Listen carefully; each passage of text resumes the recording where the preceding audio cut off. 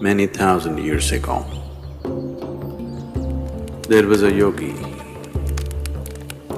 whose name was Sunira. We believe Sunira was just the next generation after Saptarishis. He lived and worked in the mountains which are presently in Nepal. And he took on an impossible project.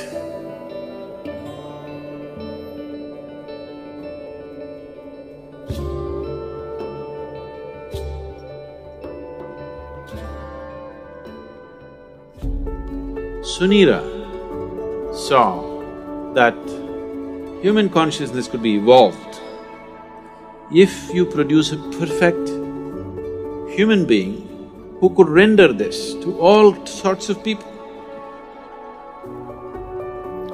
In a way, he comes from the tradition of Shiva.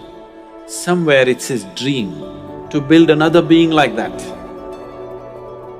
He wants to build a living Shiva once again, a perfect teacher for the world who is completely multidimensional, not this kind of teaching or that kind of teaching. As Shiva explored the whole human consciousness and human body in every possible way, he wants that kind of a living being. So he started building the energy body for that kind. And then he believed that he could build a physical body on top of that and let him loose in the world. With a lifespan of a few hundred or thousand years, so that he will transform the whole world by the time his time is done. So he started working on this project. And of course he died unfulfilled.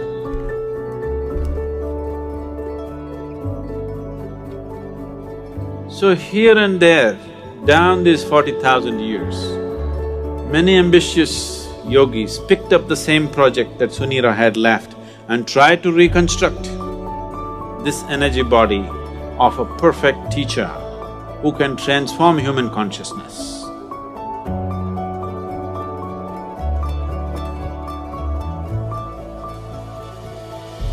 They called him Maitreya. Maitreya means a friend, a true friend to the humanity, to come and change humanity, the world teacher.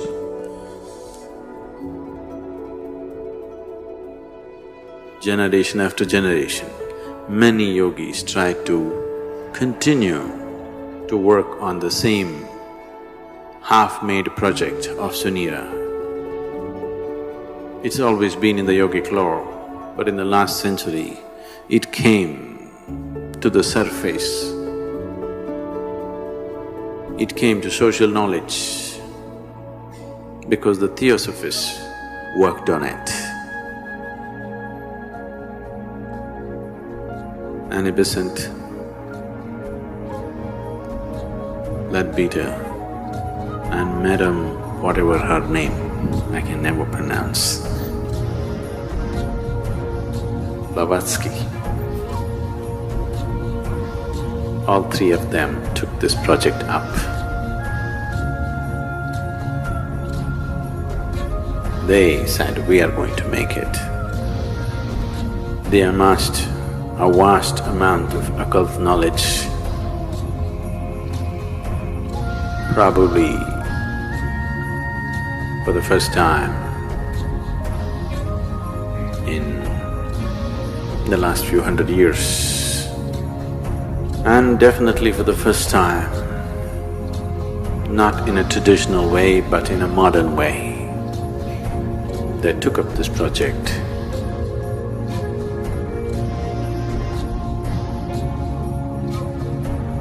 And they tried to locate this being, this unfinished project.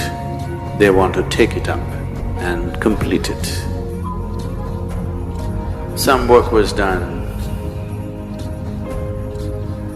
They had the knowledge, but they did not have the capability. They acquired much information, but they could not acquire the necessary means to do anything like that. Twice they made serious effort to simply declare that they have completed the project, the perfect being has come. But it did not work.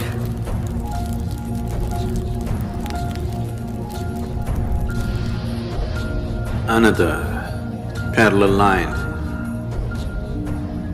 was also being drawn for the last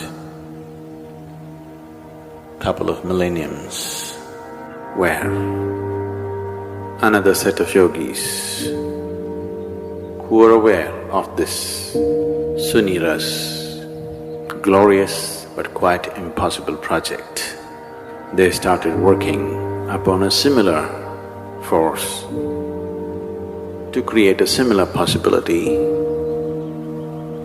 but with a completely different understanding of the same, creating a perfect being, but not as a human being, not in human form, because putting it into a human being as such a possibility, human system has all the capabilities, but still it doesn't have the necessary integrity of boundary to hold it. There are previous experiences of creating or attempting to create Dhyanalingas in many places.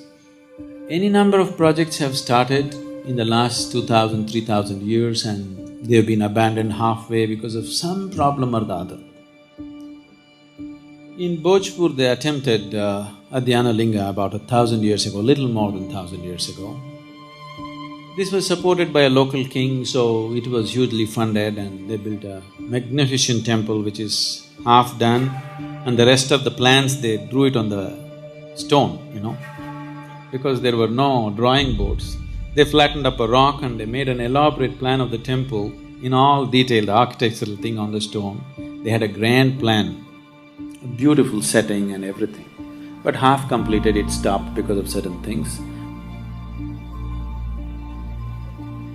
The lingam itself, they worked on it for more than 3 years. They had 14 people working on it, one yogi who started this whole process. But this yogi worked for over 2 years and produced these 14 people, 7 men and 7 women, of enormous or extraordinary accomplishment, and they started working. They created this lingam almost 95% done. But at that time an invasion happened.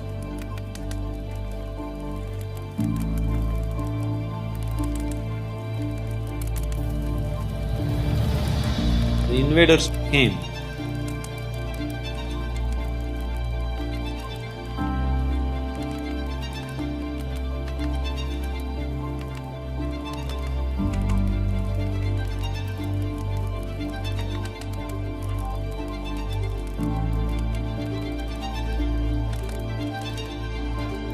Found these people in certain states which whatever looked prickish for them, and they attacked.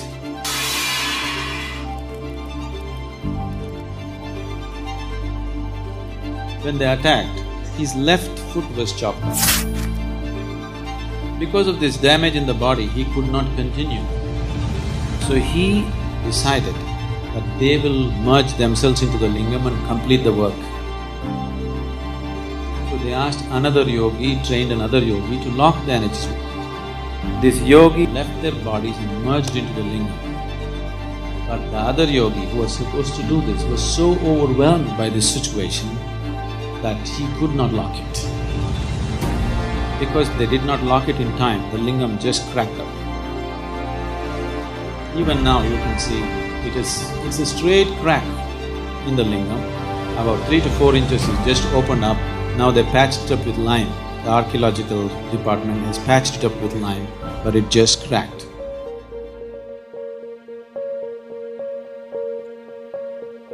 Building such structures has been the want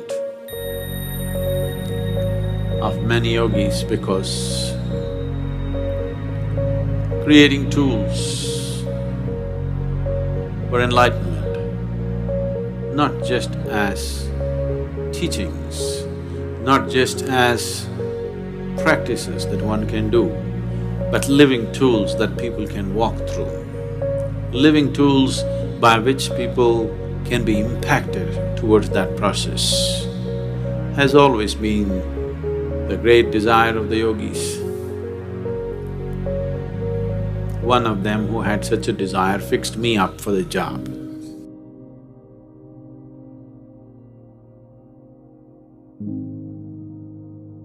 My physical proximity with him was just for a few minutes. It is in these few moments that this fabulous, crafty man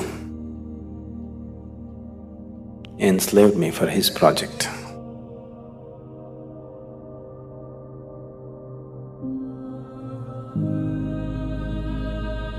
Everything that I did was around it because it was my Guru's dream and it was his vision that the Dhyanalinga has to be established.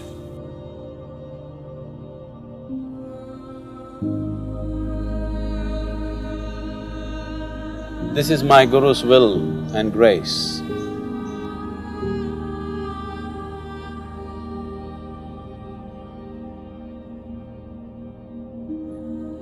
I must tell you something about the madness from where I come. After 2 lifetimes of heartbreaking sadhana, very intense, very truly heartbreaking sadhana. These 2 lifetimes, I was referred to by people as Shiva Yogi. And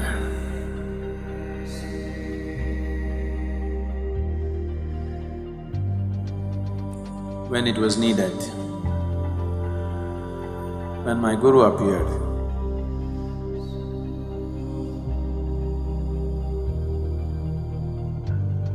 and when he felt he did not feel fit to touch me, he touched me with his stick. And everything that needs to be realized was realized.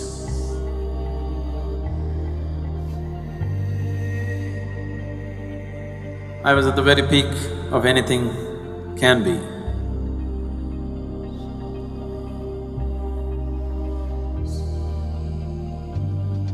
So, that being was referred to as Shiva Yogi, trying to fulfill the mission that was put into him. Didn't work,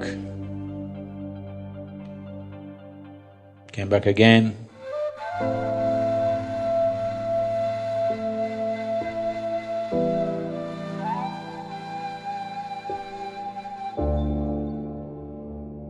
Sadhguru Sri Brahma tried very hard,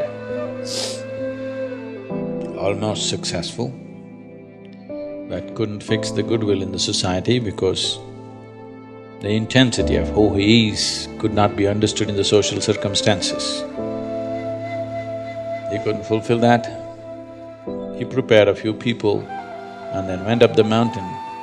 He was checking himself, why has he failed? He's got everything.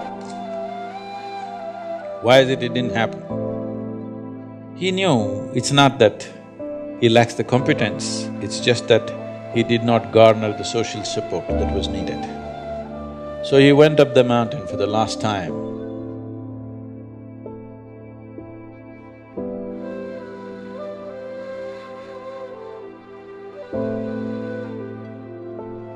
Before going up, he announced here at the foothills, a few of his disciples gathered.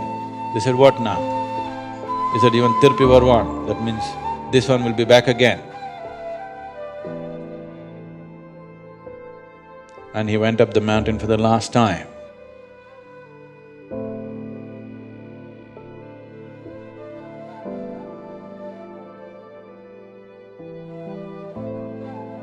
And he did a rare thing. He left his body through all his 7 chakras at the same time. He's just checking himself. He knows it's not so, but still the first blame should be on you when something doesn't work. So he's checking in case I'm not good or I'm not good enough. So he left his body through all his 7 chakras. This phenomenal energy, this very distinct energy which is nowhere else, you can experience on the 7th hill.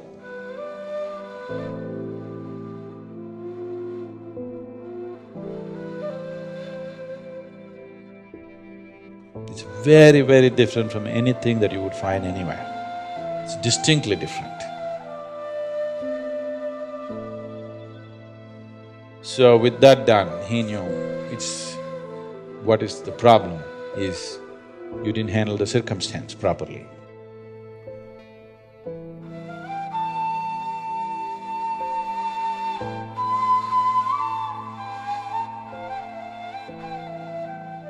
This round when we came, we planned everything to a point where we decided a few people that I need, where they are born, in which room, how. Everything was planned, it went accordingly.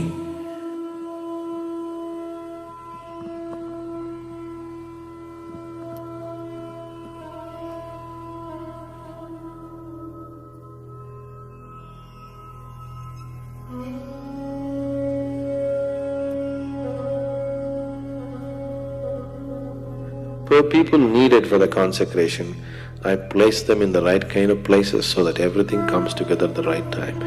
In spite of that, took it 18 years of preparation in this life to put it together, to put the people together, to remind them of their past, to get them there. No, this is too fairy tale-ish for you, but this is something that's a living reality for us. So the consecration process itself took 3.5 years, a very intense process. People who witness these things, their lives are never the same again. Things that they had not imagined in their wildest dreams, they witnessed, they still can't believe that it actually happened in their presence.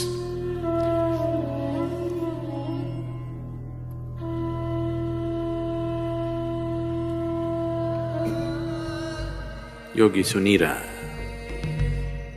he worked through his lifetime, and towards the end of his life, when this dream of creating a perfect being remained unfulfilled, Yogi Sunira made a prophecy that long time from now, long time from now, this work that I have started will find fulfillment and reverberate, not here, but in the green hills of the south. Our hills are green. We are in the south. So whatever Sunira's prophecy has come true, but not the way he thought it would.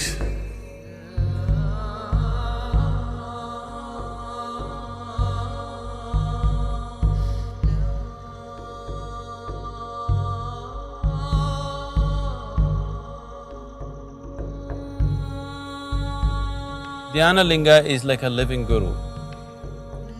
The role of a guru in a spiritual seeker's life is not just about giving teachings and guidances. The most fundamental thing why a spiritual seeker seeks a guru is because a guru can ignite his energies into a different dimension.